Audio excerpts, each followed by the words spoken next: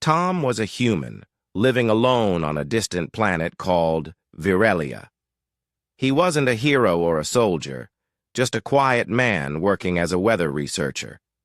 He lived in a small outpost made of metal and glass, built by Earth's science team many years ago. His job was to study the weather patterns on this strange and beautiful world. Virelia was full of tall blue trees, shining rivers, and strange birds that sang like flutes. But the most dangerous thing on Virelia was its weather. The storms here were big, loud, and wild. Tom had seen many storms in his life, but nothing prepared him for what came that night. It started with a soft rumble in the sky. Tom looked up from his data screen and frowned. He stood and walked to the window. In the distance, the clouds were dark and swirling. Wind began to blow, shaking the trees outside. The birds flew away, silent now. Tom spoke into his log recorder. Storm approaching from the north, winds increasing, possible lightning within 2 hours. But he was wrong. The storm arrived in just 30 minutes, and it was worse than he had expected. Rain hit the roof like 1,000 pebbles. Wind howled like a wild animal. Thunder cracked so loudly it shook the floor under his feet. Tom quickly locked all doors and secured the equipment. The lights blinked for a moment, then came back. Then, through the noise of the storm, he heard something else, a deep, loud roar. It didn't sound like thunder. It was alive. Tom froze. He looked out the window again, but it was too dark and rainy to see clearly. Then he heard the sound again, closer this time. Something was out there, something big. For a moment, Tom felt afraid. Virelia had strange creatures, but he had never seen anything truly dangerous near his outpost. What could be making that sound? Then, crash! Something huge fell into the trees not far from the shelter. The sound was heavy and wet, like a boulder slamming into the muddy ground. Tom hesitated, then reached for his raincoat and flashlight. "I can't just ignore it," he said to himself. "If it's injured, or something's wrong, I have to check." He waited until the storm became a little quieter, then carefully stepped outside. Rain poured down his face as he moved through the thick trees. Branches swayed wildly. His flashlight cut through the darkness, showing flashes of broken trees and strange prints on the wet ground, giant claw marks 1/2 meter wide. He kept walking. Then he saw it. Lying near a large fallen tree was a creature unlike anything he had ever seen before. It was massive, maybe 10 meters long, with wide wings folded against its sides. Its skin was covered in rich teal-blue scales that shimmered when the lightning flashed. Its long neck lay against the ground, and its chest moved up and down. Slowly, it was breathing, but it looked weak. The creature opened one golden eye and looked at Tom. For a second, both of them were still. Tom didn't move. He didn't even breathe. But the creature did nothing. It just coughed, a deep, painful sound like wind passing through rocks. "It's sick," Tom whispered. He moved a step closer. The creature tried to lift its head, but failed. Its wings twitched, then rested again. Rain poured over its body, and it looked cold and tired. Tom didn't know what to do. He had never studied alien life before. He wasn't a vet, he wasn't a doctor, but he knew one thing for sure. This creature needed help. "I don't know if you understand me," Tom said gently, "but I'm not going to hurt you." He took off his raincoat and carefully placed it over the creature's chest. It was like putting a handkerchief on a truck, but it was something. He looked up at the sky. More rain was coming. The wind was picking up again. Tom knew he couldn't move the creature. It was far too big. "I'll be back," he said, then ran back to his shelter. Inside, he grabbed blankets, a thermal tarp, and some water. He also picked up a bottle of old cold syrup, a medicine used for humans and some mild space illnesses. He wasn't sure if it would help, but he had no other ideas. When he returned, the dragon-like creature hadn't moved. It was still lying there, coughing now and then, shivering under the rain. Tom placed the thermal tarp gently over its body and poured some water into a shallow metal bowl. The creature sniffed it but didn't drink. "I have something else," Tom said softly. He opened the bottle of cold syrup and poured a small amount into a spoon. "Just try. Please." He held the spoon close to the creature's mouth. At first it didn't react, but after a few seconds it stuck out a long, forked tongue and tasted the syrup. Then it slowly drank the rest. Tom smiled. "Good. That's good." He sat beside the creature for a while, listening to the rain. The creature closed its eyes, breathing slowly but deeply. The storm still roared in the distance, but here, in this little patch of forest, things were calm. Tom stayed with it for hours, checking its breathing and keeping the tarp in place. He didn't know what tomorrow would bring, but he knew this. He had met something rare and powerful, and he had chosen kindness. The sky was still gray the next morning. The rain had slowed, but small drops still fell from the trees. The wind was calmer now, but the ground was wet and muddy. Tom woke up early. He hadn't slept well. His thoughts kept returning to the large creature he had seen the night before. He looked outside his shelter window. Mist covered the forest. He couldn't see far, but he knew the creature was still out there, just beyond the trees. Tom grabbed a small bag and filled it with supplies, more. Cold syrup, fresh water, dry towels, and a small scanner he used for plants. He put on his boots and stepped out into the wet world again. As he walked through the forest, birds called out gently as if they too were waiting to see what had happened. The broken branches from the storm still lay across the path. Tom carefully moved around them. When he reached the fallen tree where the creature had landed, he saw it was still there. The teal-blue creature was lying on its side, its large eyes half closed. Its breathing was slow but steady. Rainwater had gathered in small pools around it, but the thermal tarp Tom had placed last night was still covering part of its chest. Tom moved closer, making sure not to move too fast. He didn't want to startle it. "Good morning," he said softly. "You're still here. That's a good sign." The creature opened one eye. Its golden gaze met his. It made a low humming sound, deep in its throat. Not a growl, but more like a tired sigh. Tom knelt beside it and checked the tarp. It was damp, but still warm underneath. He replaced it with a dry one and placed a soft towel under the creature's head. "I brought more water," he said.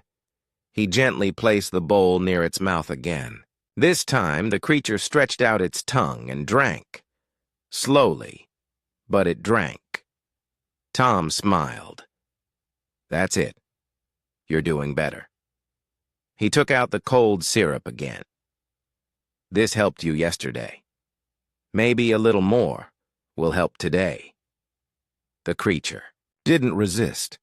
It let him place the spoon near its mouth, and it swallowed the syrup without trouble. It gave a small cough afterward, but seemed more at ease afterward. Tom sat next to it on a dry patch of ground.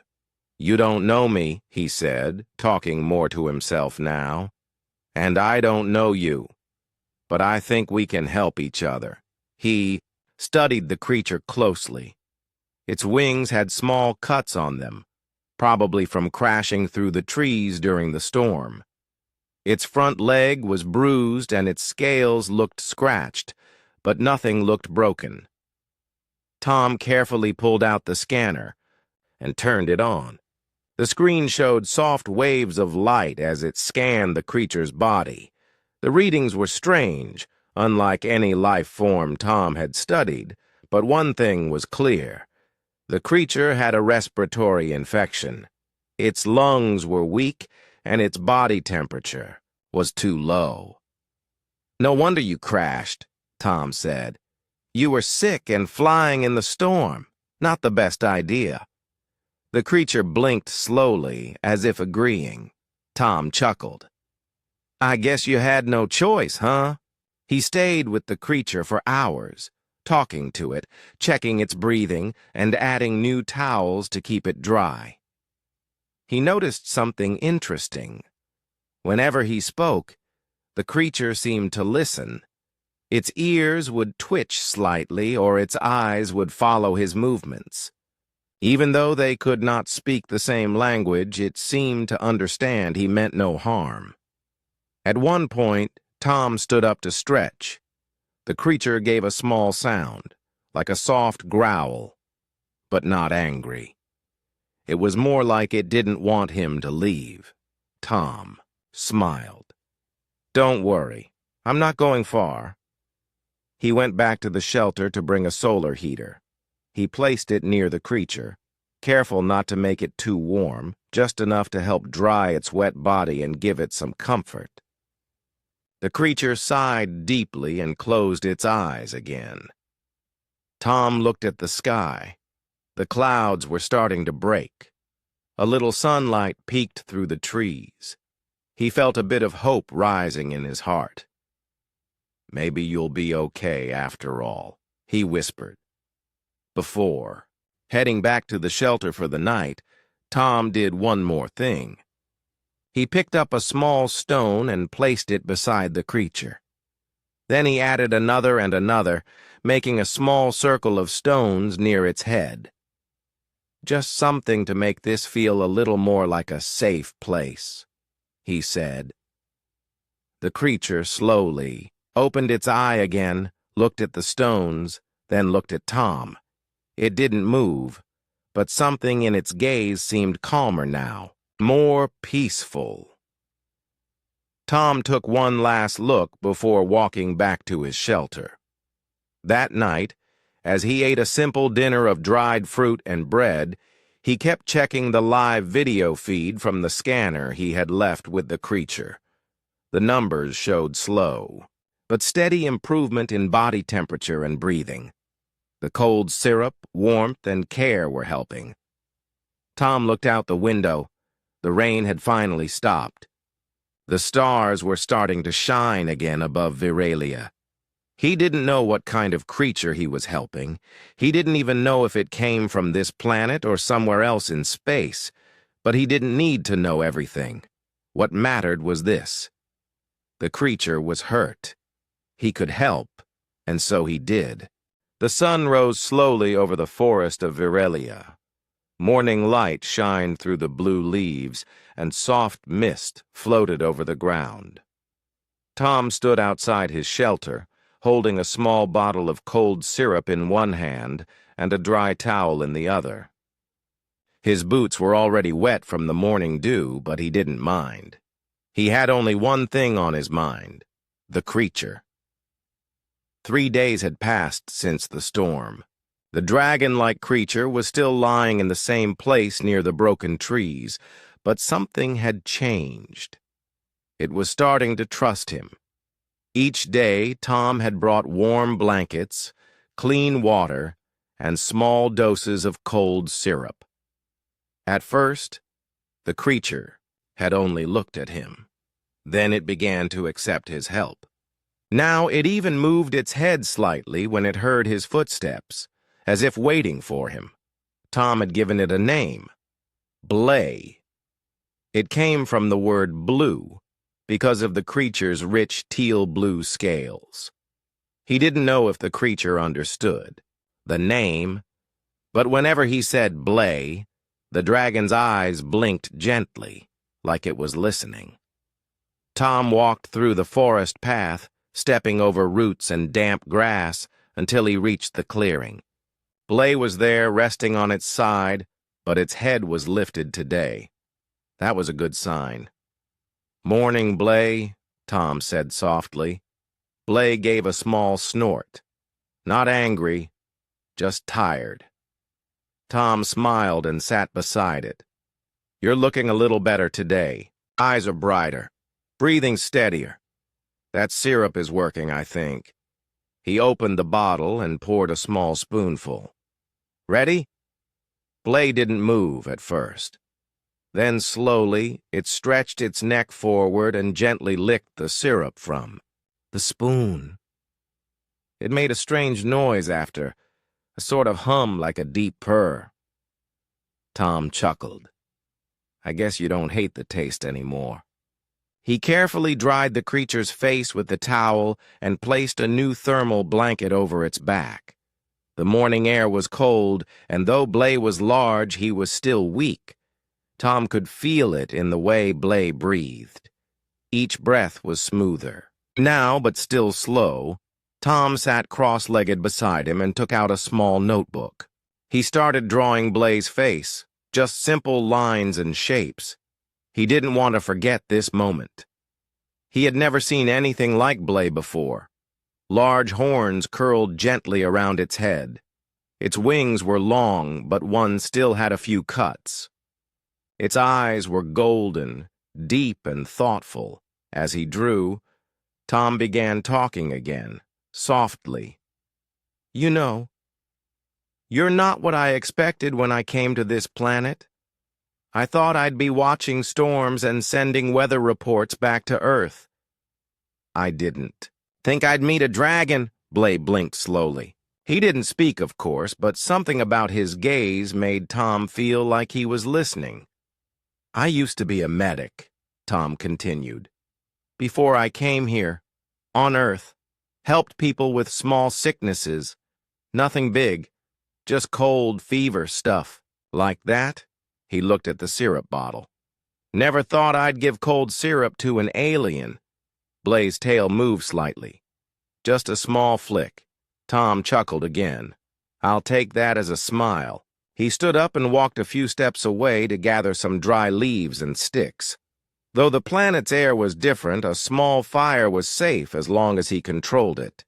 He used a pocket heater to light a soft flame and boiled some water in a metal cup.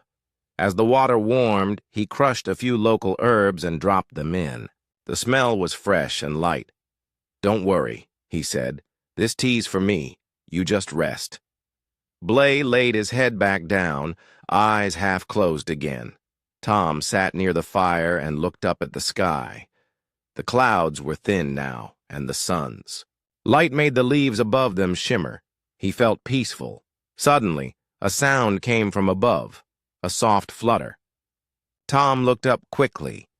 It was a small flying creature, almost like a bird, but with 4 wings. It circled above, then flew away. Blay raised his head slightly and watched it go. "You're feeling stronger," Tom said. "A few more days of rest. And who knows?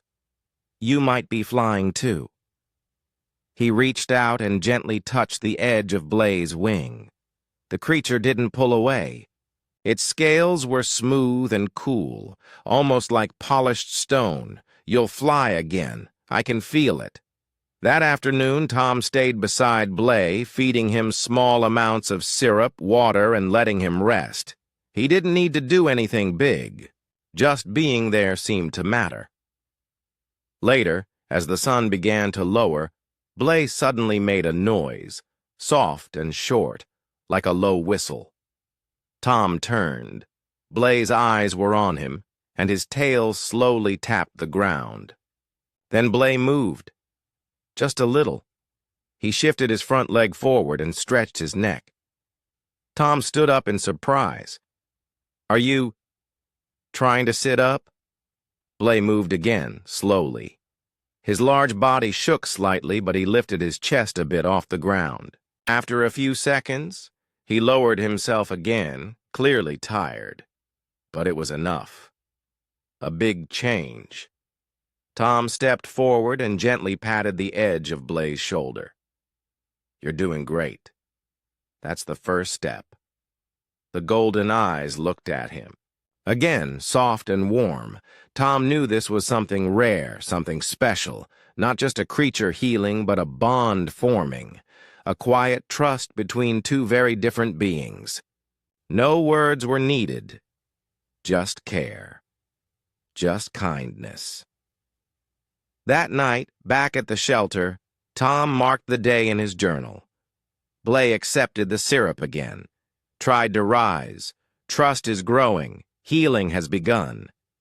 It was not as wild as before, but the sky stayed gray and quiet.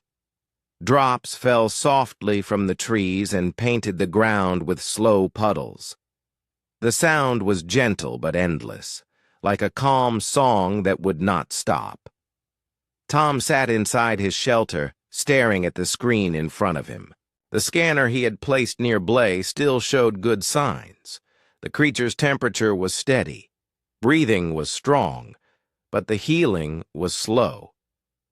He looked out the window. The forest was still.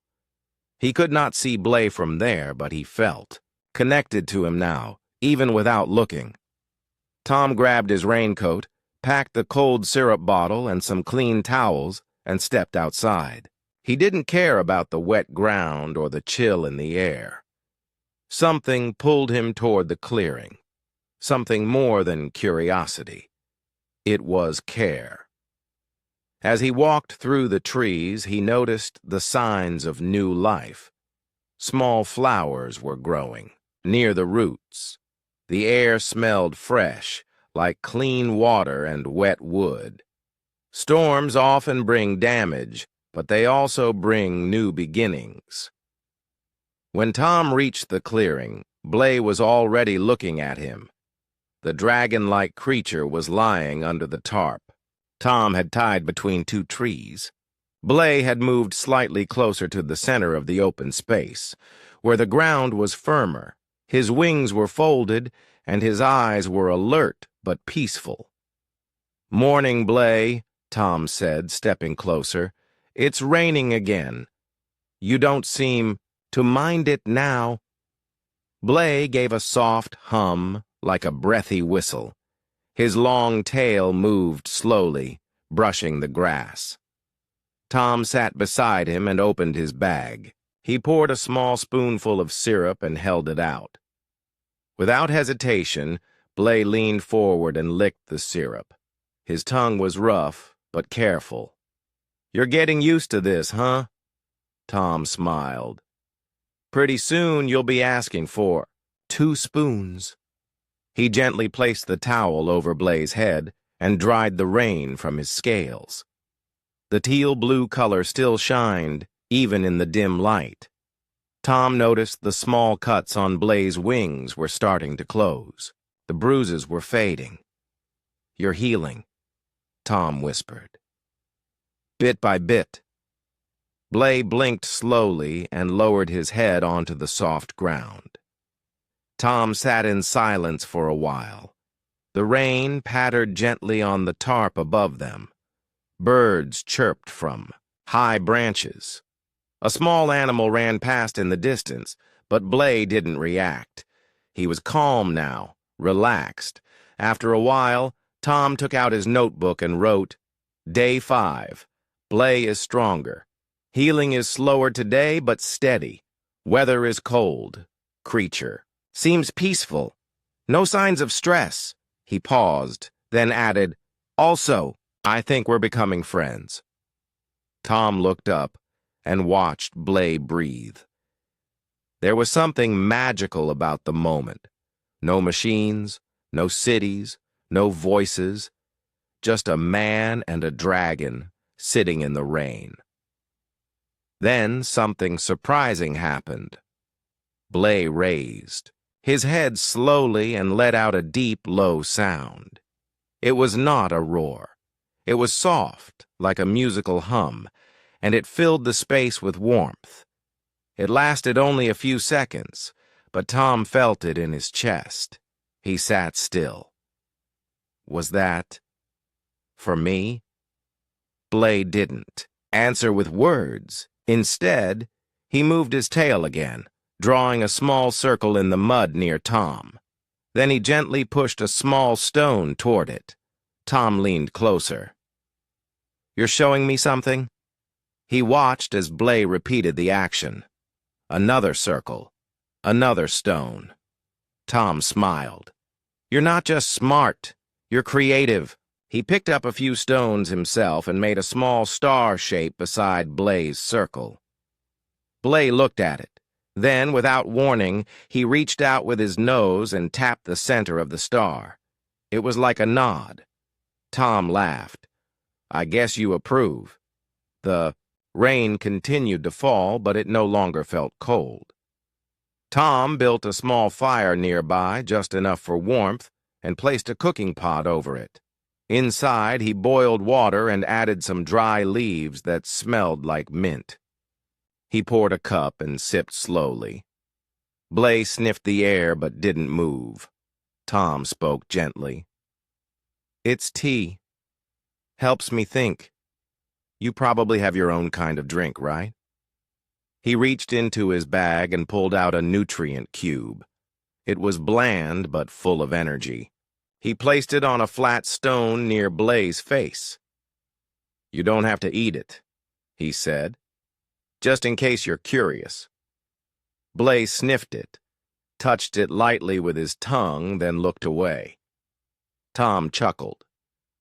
"Yeah, I didn't like it much, either." Hours passed.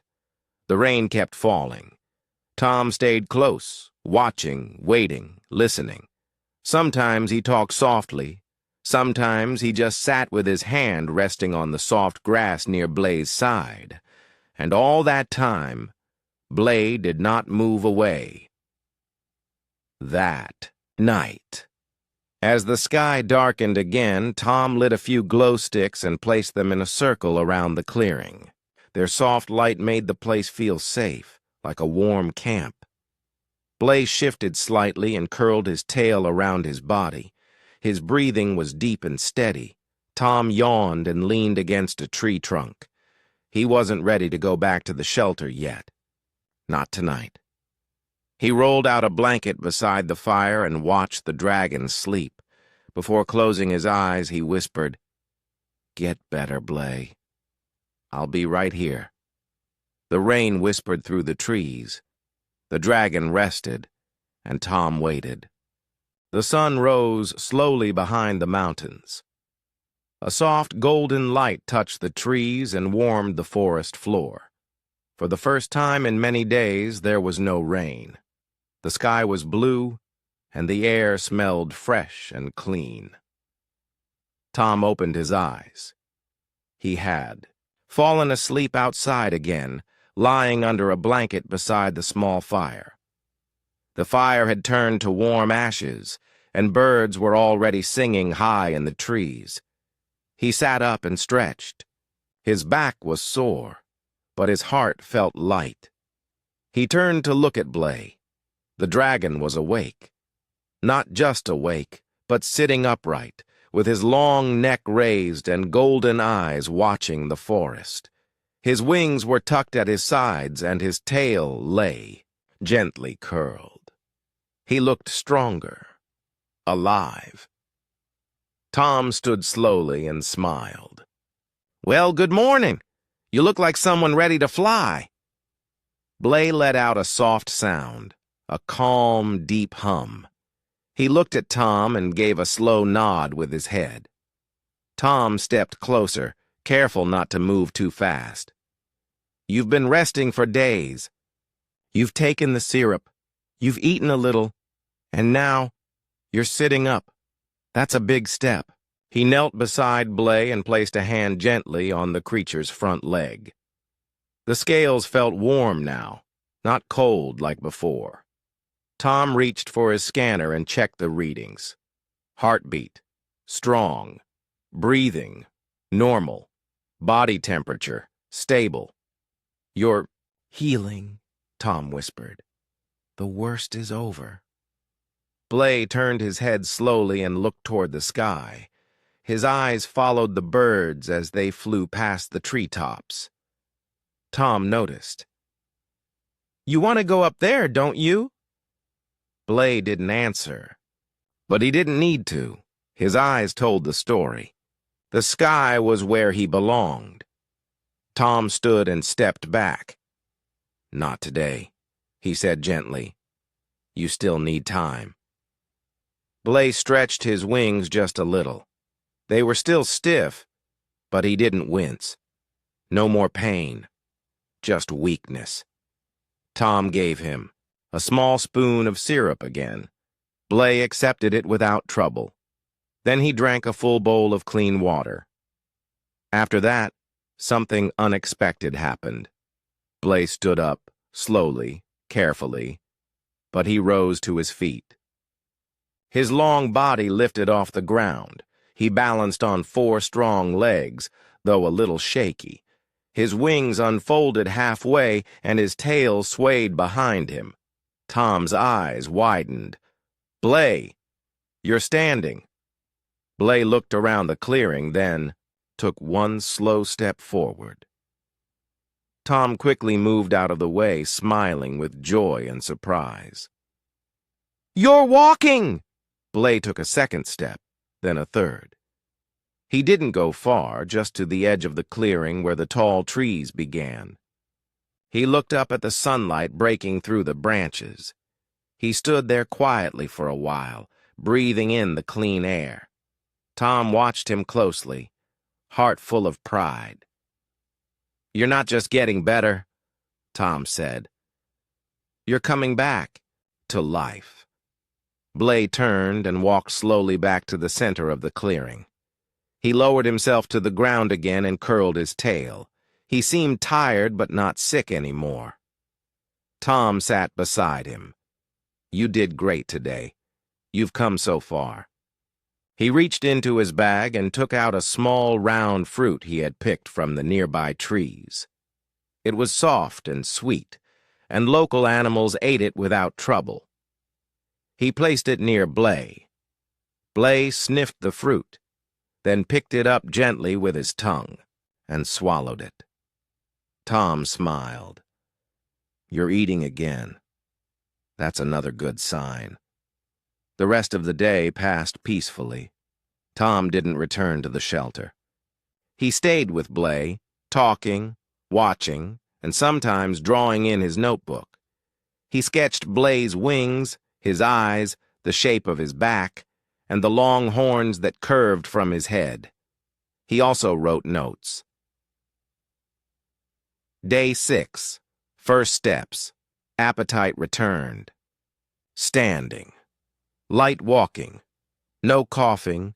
Breathing strong. Blay is healing fast. In the evening, Tom lit the fire again. This time, Blay came closer to it and sat nearby. The firelight made his scales glow softly in the night. He looked calm, strong, and comfortable beside the human who had helped him.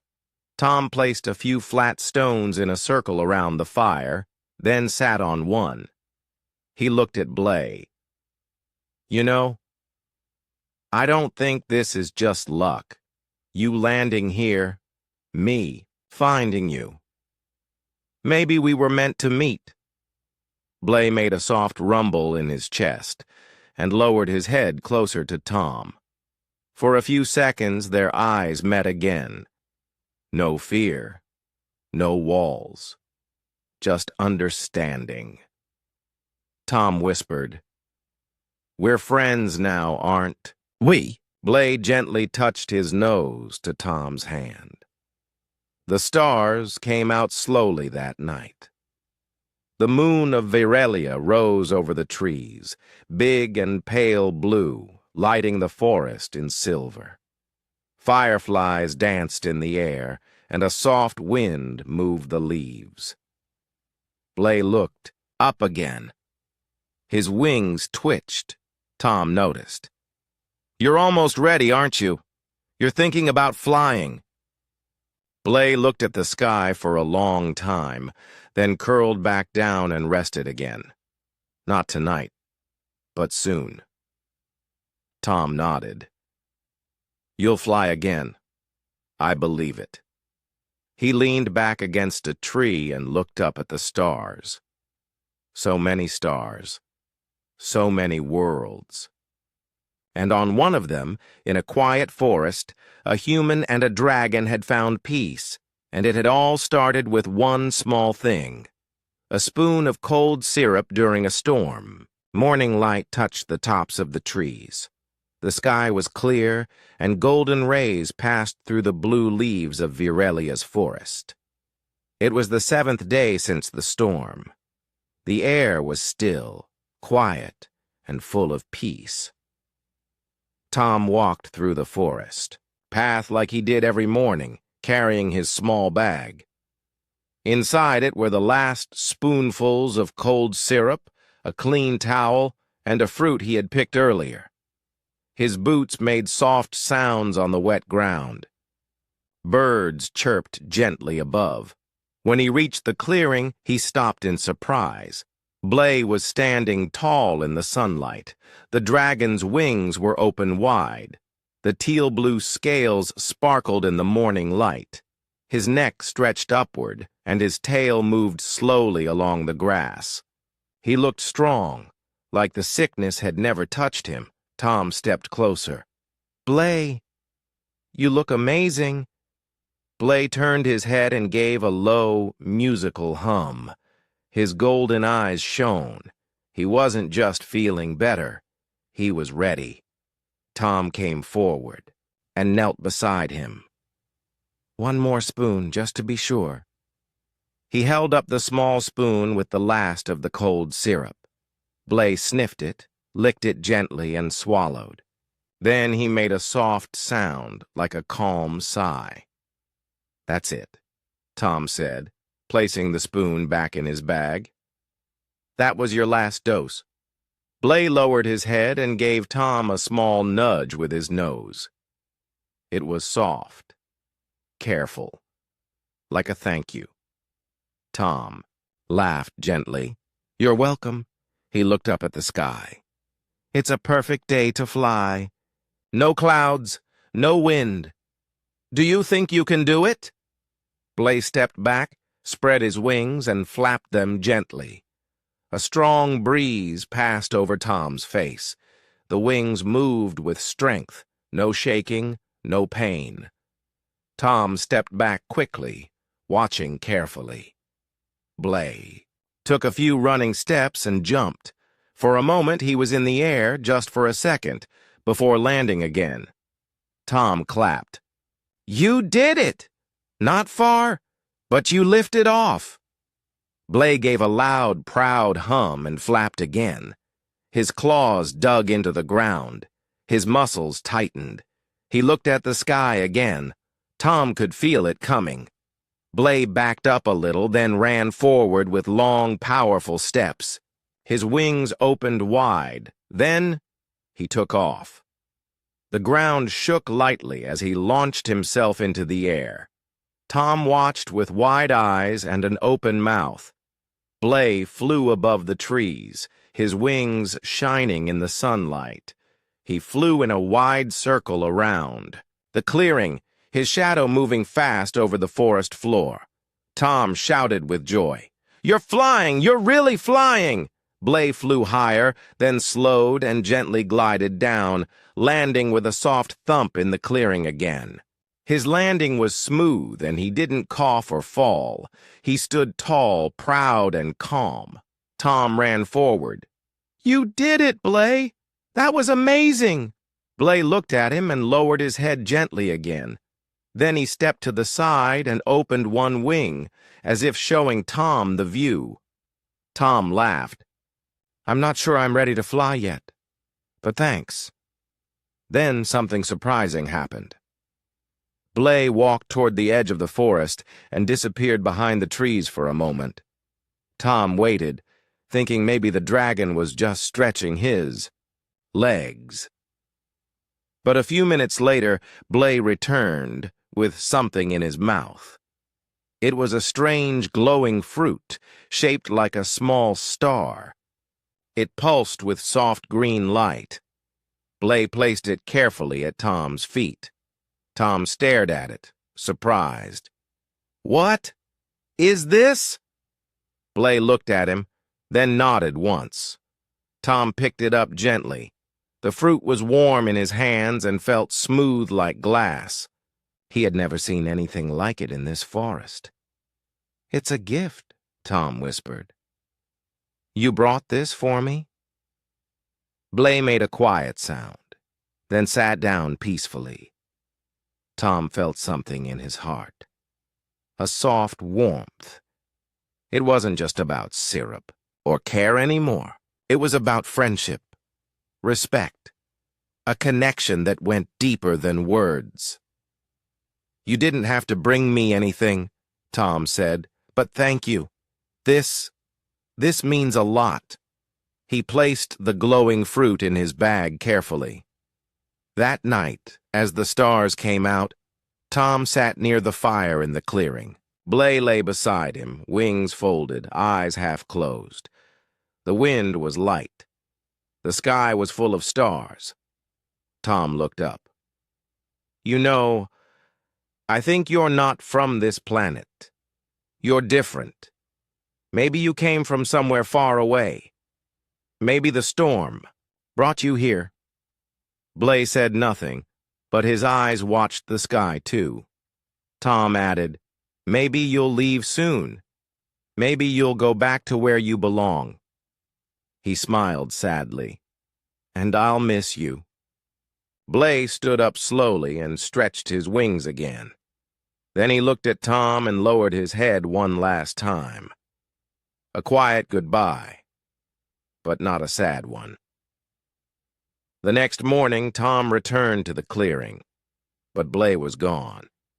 There were deep footprints in the grass, wing marks in the dirt, and near the center of the clearing was one last glowing fruit, carefully placed.